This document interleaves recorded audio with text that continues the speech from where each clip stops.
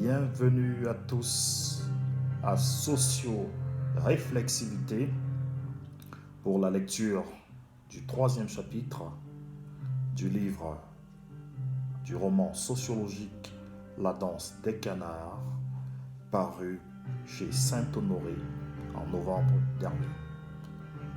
Je vais procéder comme à l'accoutumée à la lecture d'une portion de ce chapitre 3 intitulé L'ascendance psychologique d'un conjoint dans une relation de couple.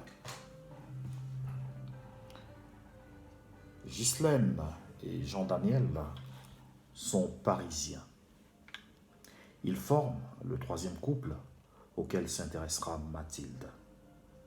Elle constate, en les observant, qu'ils forment un couple qu'on définirait de fusionnel. Ils sont l'idéal type des amours anciens. Jean-Daniel est issu d'une famille de la petite bourgeoisie parisienne, alors que Ghislaine est issue d'une famille modeste. C'est donc une roturière sans ascendance noble. Ghislaine était d'abord sa femme de ménage avant de devenir son épouse légitime. Ils forment actuellement un couple à l'aspect banal. Un couple qu'on pourrait qualifier de tout ce qu'il y a de plus ordinaire. Lorsqu'on les observe dans la rue, dans le métro ou dans d'autres lieux publics, ils ne sont pas différents des autres couples. Cependant, dès que le verrou de la porte de leur appartement se referme sur eux, chacun revêt son costume de scène et occupe sa place comme dans une tragicomédie. Chacun joue son rôle comme sur une scène de théâtre. Chacun connaît ses partitions musicales ou son texte par cœur. Chacun maîtrise à la perfection ses gestes et son occupation scénique. Même si leur appartement parisien n'est pas le théâtre du Capitole de Toulouse, chaque soir, il s'y passe de grandes représentations théâtrales. On retrouve au centre de leur relation ce qu'on pourrait définir comme un rite structurant leurs échanges conjugaux. Ghislaine est à la merci de son mari à cause de ce qu'elle appelle elle-même ses démons. En parlant de Jean-Daniel, Ghislaine prononce ces mots avec une grande timidité. Ce sont ces démons qui le dirigent, s'exclame-t-elle. C'est ainsi qu'elle désigne les abus charnels de Jean-Daniel.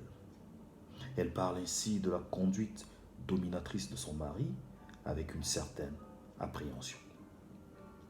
Ghislaine et Jean-Daniel ont passé la quarantaine. Ils n'ont pas d'enfants, par choix ou par promesse solennelle faite entre eux dès le début de leur rencontre. En tout cas, ce n'est pas sûr que Jean-Daniel en veuille à court ou à long terme. Il ne souhaite pas assumer la responsabilité paternelle. Bien que, de son côté, Ghislaine se sente on ne peut plus maternelle. Jean-Daniel lui avait fait promettre, dès le début de leur relation, qu'elle devait prendre ses dispositions pour ne pas concevoir d'enfant. Elle aurait pourtant voulu donner son affection et son flux d'amour à un enfant, au lieu de le répandre dans la nature, comme c'est le cas actuellement. Au lieu de cela, elle est assujettie dans une relation conjugale sans perspective ni issue adéquate.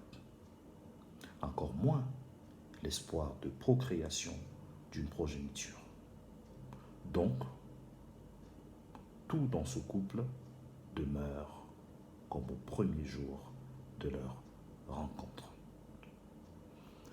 Voilà pour la lecture de cette portion de La Danse des canards, roman sociologique qui conduit à la réflexion et vous permet de vous auto-analyser, mais surtout d'être réflexif vis-à-vis de son couple et de voir quelle position nous avons au sein de celui-ci. Je poursuivrai la lecture d'une autre portion dans une autre vidéo et je vous remercie pour votre attention.